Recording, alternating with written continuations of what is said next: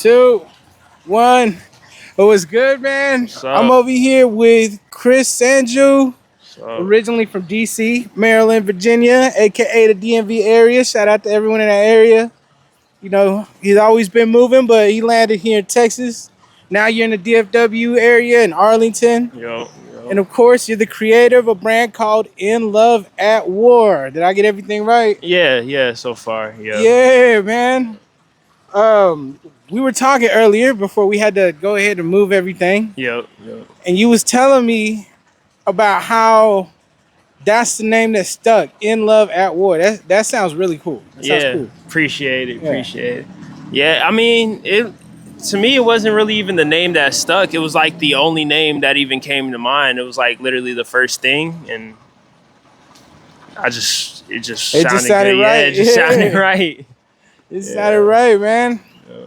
And you told me that you had a lot going on, but I feel that every step in life brings you to where you need to be. Yep. And so everything that happened in your life brought you to this moment where you created this really cool brand. And it even took you some places that you went to for inspiration, man. But I want to get to know that story. Like, I want to go through this journey of how you got here, and we had to start at the beginning, man. Okay. You said you moved around a lot. Yeah. Growing up. What was that like, bro? So really, it was like in between being like, so I moved to Texas 2004, and then I would move back to Maryland because my mom lived here, my father lived here, so I'd be back and forth constantly. But I spent a lot more time in Texas, even though I'm originally from Maryland. Yeah. But I've definitely spent a lot more time in Texas, so I'm more acclimated to Texas, but I'm pretty acclimated to either one. So I think I can move around. I know people in both. Those are like two very different cultures. Two completely different cultures. Yeah. It's insane, but I mean, that's cool though. It sounds crazy because I do see it in some of the shots that I've seen in your brand. Yeah. Yeah. Okay. It definitely has a cool vibe. It has a really well-rounded culture kind of vibe. I appreciate it. I'm glad you picked up on that. That's what I try to do. Yeah, that was really cool. And you said somewhere in your journey you ended up going to New York, bro. What? New York? Yeah, so New York is like really the fashion, well, just overall culture like mecca. Like New York is so iconic. So, and it's home to a lot of brands that I love and take inspiration from. And going to like Soho and just walking around and seeing all like the favorite, like these Doc Martens I got on, literally I got them when I was in Manhattan. Like I literally shopped over there and it was amazing. Going to like Yves Saint Laurent, and one of my homeboys was actually wearing one of my jackets. Yeah. And the guy that worked at Yves Saint Laurent was literally like, "Hey, where'd you get your jacket?" And then he was like, "My homeboy right here designed it." And it was crazy. Like, so being in high fat, and then we went to the denim tier store, right, like on that same strip, and they were even asking about it. And I'm like, wow, these like high fashion brands, like people that work in these high fashion places that are around high fashion all the time, are literally asking me like about my designs. It was surreal. It was definitely surreal. I mean, how'd you feel when you were asked that question? Man, it just was like, I was trying to be cool, but I was just like, inside, I was definitely like grinning hard as hell. Yeah, I would too, man. I would too, bro. Definitely. But, it couldn't have just been for fun, man. You must have learned something, seen something. Did you get inspired by something? I definitely got inspired. When I came home and everything, I was ready to like just get back to work, just get on my iPad and just start designing immediately. Yeah. It was crazy. I just seeing all the different culture there, and just like how, people are so subtly fashionable over there. Like you'll literally just be on the train and you'll see like a girl that has like a confit, but then she'll have like a Burberry scarf, or just like some designer piece, like just integrated, just some like high fashion, just incorporated into everyday living. And that's what I really love to see, was just like just it's like almost everybody's fly out there, like in some way. Like it's crazy. And then being recognized out there, like being even stopped for like the outfits I was wearing and stuff out there in a place like New York was like really like, okay, I know what I'm doing. Like, yes, sir. It was definitely like, that's definitely another reason why I've been really loving interviewing people from the fashion industry, because Dallas is really coming up in the fashion scene. Really coming up, and we need more people who have fashion styles that are inspired, that are giving, that are just art pieces in themselves, man. Yeah, we need that shit. And but what have you seen as far as the fashion scene here in the DFW? Not too much. I actually would love to see more. I do know a couple designers out here, and they do really great work. And then also one of my closest homeboys, he runs a brand called Stranded Youth. You should definitely check out Stranded Youth. That's one of my favorite brands out the DFW. Shout out Stranded Youth, yeah. Yeah, so definitely check them out if you got a chance. Like, well, when was the moment, I think this is something I definitely want to know, is when was the moment you decided to say, hey, I'm going to make something, I'm going to build something, I'm going to put something on? It's crazy because, like, I was always doing music. Like, music was always my thing. Like, I was always, like, into music. And then, you know, I wasn't trying to create a brand. I wasn't trying to be, like, into fashion, I guess. It's just something I fell into, and even fell into, like, I would consider like a little bit later in life. I was 21 when I started my brand, and I was in basic training. If I was explaining to you the story earlier. So yeah, I am in the U.S. Army Reserves. Thank you for your service. Yeah. Hey, reserves still need love too, man. Still military. Yeah. But, so I had went to basic training and everything, and like I was explaining to you before, there's red phase, white phase, and blue phase of basic training, and you know, we were taking a test on, you know, everything we learned in red phase and stuff. And I didn't know the answers. I really didn't care. I wasn't like a phenomenal soldier or anything. So I filled out what I knew and left blank what I didn't, turned my test in, and we weren't allowed to talk because other people were still testing. So then I'm just like scribbling on myself, just drawing, because there was nothing else to do. And I wrote, for whatever reason, "In Love at War" just popped up in my mind. I wrote it on myself, and then like I was like, what is that?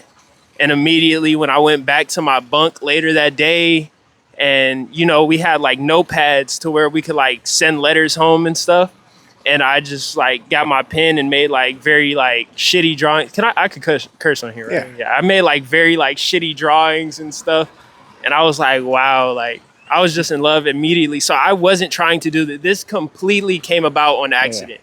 Like, all of this. Matter of fact, they say a lot of the greatest. Shit. All right, we're gonna take a little break and listen to this. Let's jam out for a second. This is a jam session right now, yo. This is how you know this shit raw. This is real. Yep.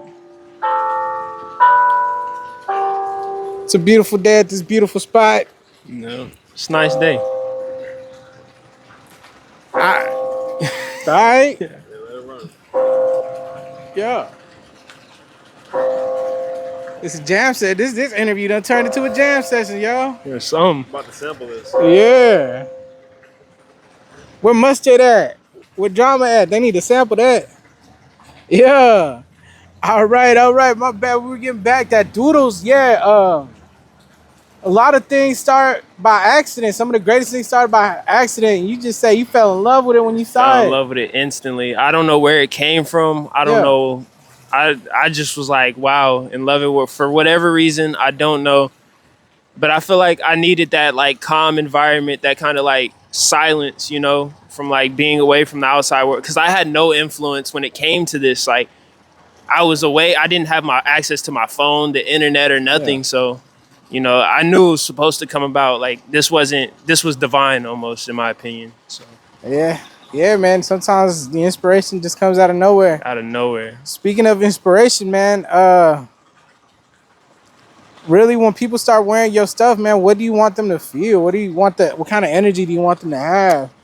When you wear my clothes, or even like if it's not my specific brand, because like I'm a stylist too. So if you you want style ideas or my taste, I'm a stylist. So whenever I give you ideas, or even if you're wearing my clothes, I want you to feel the utmost confidence. I want you to feel like when you put that shit on, you the flyest motherfucker in the world. Can't nobody tell you nothing when you wearing some shit that I designed or some shit that I was like, you should wear this, or putting pieces together for you. Like that's the what I want you to feel whenever I'm involved with what you got on.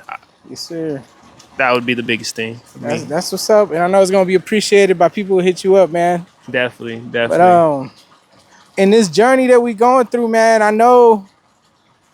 know since you've been inspired by your own brand, I know you got like visions and goals for the future, man. What kind of future are you envisioning? So I guess like my really big goals is to like be a full-time designer, like not having to be in the army, not having a regular job.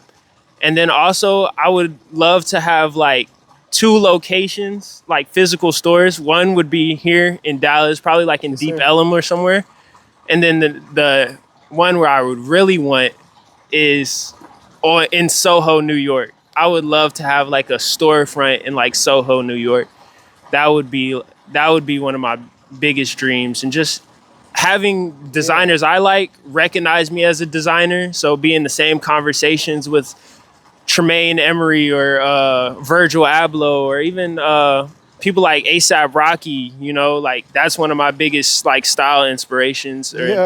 Or Tyler the Creator with his brand Golf LaFleur. That's one of my favorite brands at the moment. That's like where I've gotten a lot of like inspiration for what I'm doing. So that's what's up. That you was talking about all those inspirations, man. Because some people really want to be like, oh, it's all me.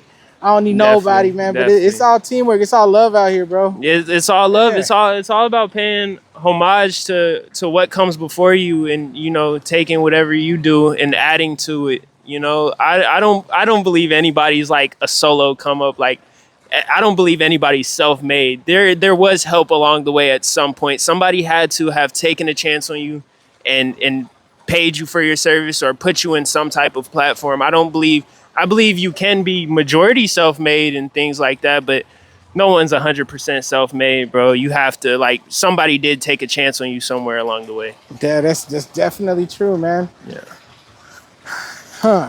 That's kind of a wild journey, man, and it's really cool that a lot of younger people, and it's just really cool that there's these new generations of people making style clothes. Definitely. That is just definitely influencing the city, and you are definitely influencing the city.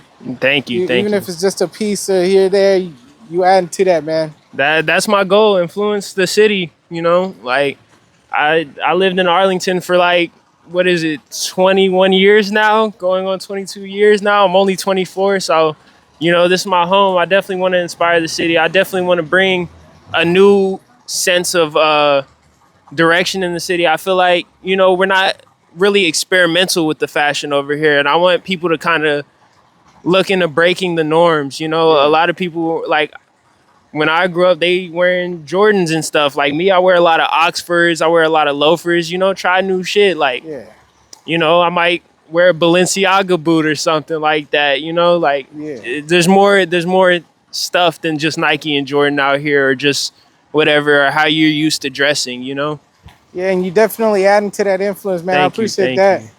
Yeah, but where can people follow you at? So the IG for my brand would be In Love at War, and then my personal IG is Chris, and then Senju, but a 6 instead of a S. And then I got a YouTube channel, both personal and brand. So the brand page on YouTube would be In Love at War. So anything that has to do with my brand, just In Love at War. And then the website, inloveatwar.us. Yes, sir. That's where you can check out anything to do with my brand. Since you were creative, I gotta ask you this question before we wrap up, man. If you had a chance to put anything on a billboard, man, what would you put on a billboard? Just in love at war in big letters, like just that would definitely be what I want to do. Is just have a billboard just says "in love at war." Yes, sir. Yes, sir. Well, that's a wrap, bro. And I appreciate really y'all. hope to see more of your stuff out there. Thank you. I definitely want to see where you take this journey, man. And I can't wait to look back at this and see how far you came, man. Yep. And I appreciate y'all too for what y'all do, putting on, you know, creatives in the DFW area. I feel like there's not enough of what y'all do out here, so I'm glad to see somebody's doing it. I appreciate it, man. And follow me at GoatGod by Design, man. Y'all take it easy. All right. Yep.